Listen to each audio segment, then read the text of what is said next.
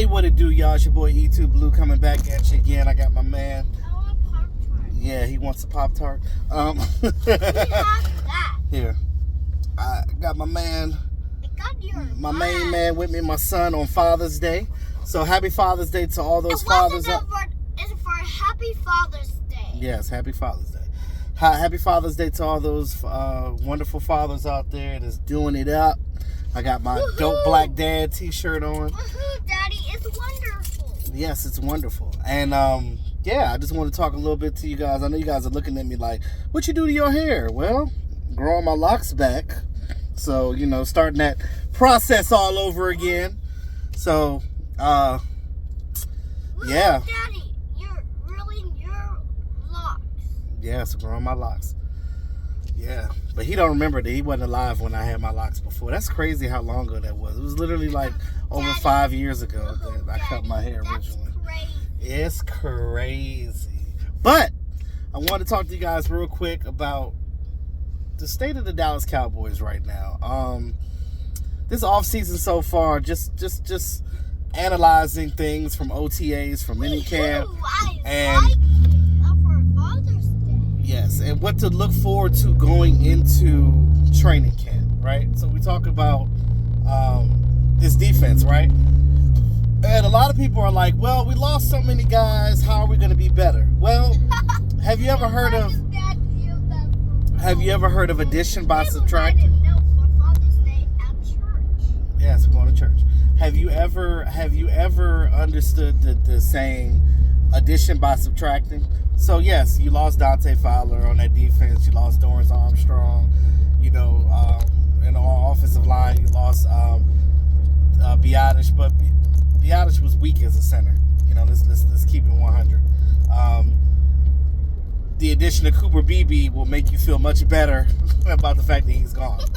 Now, I'm going to get into the offensive line in a minute, but I just want to talk about this defense first. Let's get into the defense. All right, so what was our biggest problem last year? We were weak at linebacker. We were literally using safeties and making them into linebackers. Poor Marquise Bell.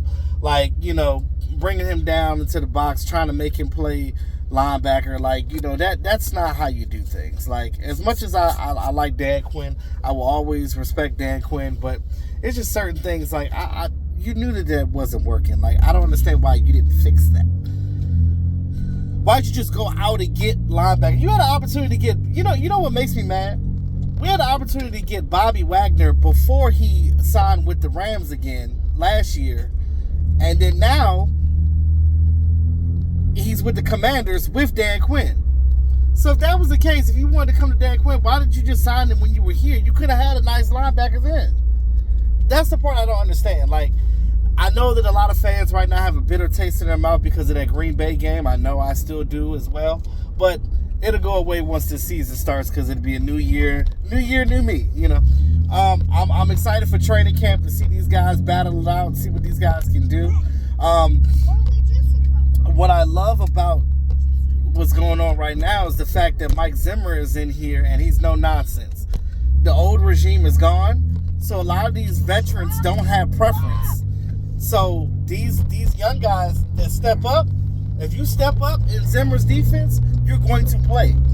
If you don't know the players, you're not going to play. You're going to be sitting your butt on the bench. You're going to be sitting on the pine pony.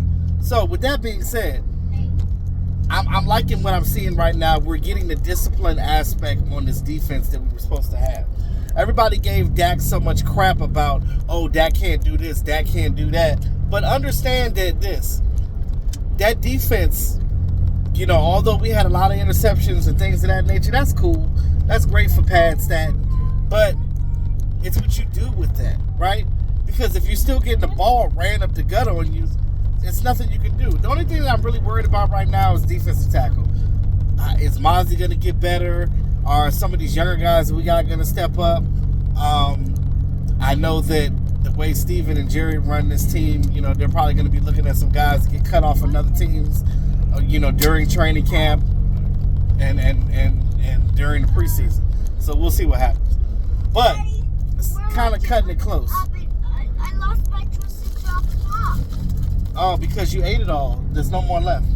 I lost my twisted You didn't lose it. You ate it all. So I have to give. You know, just a drop off. Yes, you ate it all. I got to give you another one. So yeah.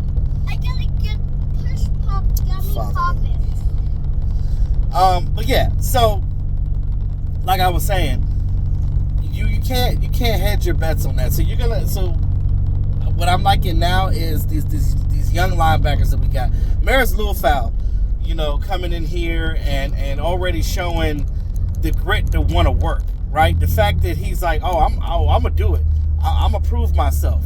Whether it's special teams or playing, hey, Damone Clark better watch his back, because let me tell you something. There's no veteran preference here. Like I said, if these young guys show up, they will play. Now, I like the Eric Kendrick signing, because, like I said, he knows Zimmer's defense very well. He's already taking these young guys under his wing and showing them how to do things. That's a tunnel. Yes, yes. He's showing these young guys how to play in Zimmer's defense and what Zimmer wants. And Maris is listening, and he's right there. And, I want to see Damone Clark do well. I want to see Overshown come in here. But right now, it looks like you got, the top three right now, Overshown, Kendricks, and probably Maris, depending on if Damone Clark can keep that spot. But we'll see. But they're going to be switching around things on this defense anyway. You look at the safety spot. Donovan Wilson is more of a box-type safety, in my opinion, than he is coverage. Kind of similar to what J-Ron Curse is. That's probably why they didn't re-sign J-Ron Curse, because there's really no room in this defense for J-Ron Curse, because J-Ron Curse's skill set is not really what Zimmer really needs in his defense, because he plays his safeties back. Now, this is going to be good for Malik Hooker. Malik Hooker you'll probably see him get some interceptions now, because it's going to be more predicated on the safeties out back, which is going to help the cornerbacks tremendously as well. So we'll see how this looks come training camp, when they start working on formations and stuff. Is Izzy Mukwamu, is Izzy going to step up? I like what I saw with him in OTAs when he was checking the cornerbacks at High Point. He's definitely been working his butt off in his offseason. So I'm loving the fact that these young guys have been out here working. They've been working. Speaking of this offensive line, we talk about running back and all these value brand running backs that we have on this team right now. Everybody's like, well, who's going to be the number one? Let me tell you something. If they're going to run it by committee like how the Dallas Cowboys are thinking about, but your offensive line matters, right? If that offensive line is not working as a cohesive unit to provide holes for the running backs, then the running backs are not going to be able to run the ball, period. It don't matter who you got back there. You got Jesus Christ running back there. But if the holes ain't open up, he ain't going to get through it. Unless you part the Red Sea like Moses and them. But you know what I'm saying? At the end of the day, like, they will part for him. Whether it's Zeke, whether it's Royce, whether it's whoever else, Rico Dowdle, whoever's running through there, they're going to make that space. Now, I understand that Tyler Guyton may have to start, but I love that 8 of the guys on this offensive line, 8 of them, have been working with Manyweather. Manyweather has been coaching up these guys and helping these guys in the offseason and getting their hand placement better, getting their footing right, getting their adjustments, you know what I'm saying, like they're pulling. And so I'm loving what I'm seeing with that. And Tyler Guyton, since he got drafted, he's been working. He said he was. Was crazy, Daddy. It was We're crazy. almost there. We are almost there. And There's a tunnel again. yeah. Tyler Guyton, I love his drive. And that's the bottom line. The fact that he's a hard worker, that's going to get him, even better. So he might end up surprising us. We'll see. I just want to see what they can do when the pads come on in training camp. I'm excited about that. So let's look out for that. And training camp is normally around my birthday too, so it's always a good time. So I'm looking at Tyler Guyton. I'm looking at the battle between Brock Hoffman and Cooper Beebe. who's going to be your starting center? Is it Brock Hoffman or Cooper Beebe? I know some people was like, oh, well, Cooper Beebe got it. But understand that Brock Hoffman is not going to go quietly. He's been working his butt off, too. He's been training. So he's like, look, I can't let this rookie, outdo me. But I love the way that, like, Cooper Beebe has that, because he played guard in college. So he's got that guard center potential, so he can do both. So I love the versatility, but I love the fact that Cooper Beebe just bowls people, just knocks people out of the way. I love it. Knock him out the way. Get him out the box, Rick. Knock him out the box, Rick. So yeah, let me know what you guys think in the comment section about your excitement of both this offensive line and what these young guys can do. I don't think I've ever been